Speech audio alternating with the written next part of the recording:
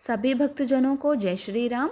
आज हम आपके लिए लेकर आए हैं तुलसी माता की कथा। तुलसी से जुड़ी एक कथा बहुत प्रचलित है।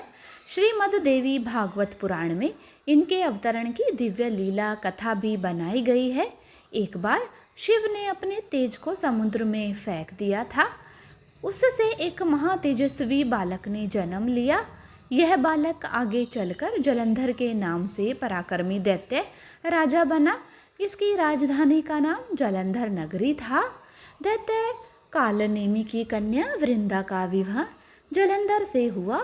जलंधर महाराक्षस था। अपनी सत्ता के मद में चूर उसने माता लक्ष्मी को पाने की कामना से युद्ध किया, परंतु समुद्र से ही उत्पन्न होने के कारण माता लक्ष्मी ने अपने भाई के रूप में स्वीकार किया। वहां से पराजित होकर वह देवी पार्वती को पाने की लालसा से कैलाश पर्वत पर गया। भगवान देवादिदेव शिव का ही रूप धरकर माता पार्वती के समीप गया, परंतु माँ ने अपने योग बल से उसे तुरंत पहचान लिया तथा वहां से अंतर्ध्यान हो गई।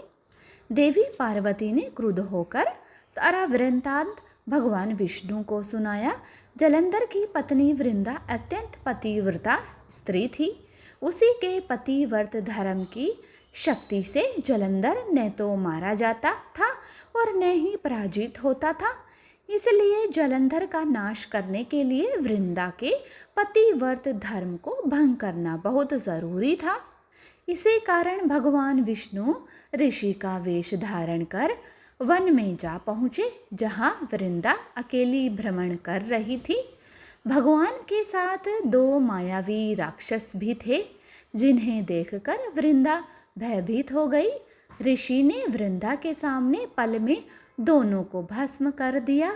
उनकी शक्ति देखकर वृंदा ने कैलाश पर्वत पर महादेव के साथ युद्ध कर रहे अपने पति जलंधर के बारे में पूछा। ऋषि ने अपने माया जाल से दो वानर प्रकट किए। एक वानर के हाथ में जलंधर का सिर था तथा दूसरे के हाथ में धड़। अपने पति की यह दशा देखकर वृंदा मूर्छित होकर गिर पड़ी। होश में आने पर उन्होंने ऋषि रूपी भगवान से विनती की कि वह उनके पति को जीवित करे। भगवान ने अपनी माया से पुनः जलंधर का सिर धड़ से जोड़ दिया, परंतु स्वयं भी वह उसी शरीर में प्रवेश कर गए। वृंदा को इस छल का जरा आभास न हुआ। जलंधर बने भगवान के साथ वृंदा पतिव्रता का व्यवहार करने लगी, जिससे उसका सतीत्व भंग हो गया। ऐसा होते ही वृंदा का पति जलंधर युद्ध में हार गया। इस सारी लीला का जब वृंदा को पता चला तो उसने क्रुद्ध होकर भगवान विष्णु को शिला होने का श्राप दे दिया तथा स्वयं सती हो गई। जहाँ वृंदा भस्म हुई वहाँ तुलसी का पौधा उगा। भगवान विष्णु ने वृंदा से कहा, हे वृंदा, तुम अपने सतीत्व के कारण मुझे लक्ष्मी से भी अधिक प्रिय हो गई हो। अब तुम तुलसी के रूप में सदा मेरे साथ रहोगी।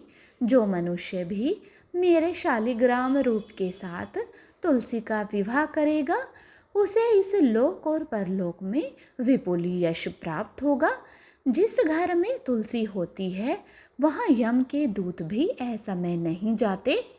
गंगा व नर्मदा के जल में स्नान तथा तुलसी का पूजन बराबर माना जाता है। चाहे मनुष्य कितना भी पापी क्यों न हो, मृत्यु के समय जिसके प्राण मंजीरी रहित तुलसी और गंगा जल मुख में रख कर निकल जाते हैं, से मुक्त होकर वैकुंठ धाम को प्राप्त होता है। जो वह पापो मनुष्य तुलसी व आंवले की छाया में अपने पितरों का श्राद्ध करता है, उसके पितृ मोक्ष को प्राप्त हो जाते हैं।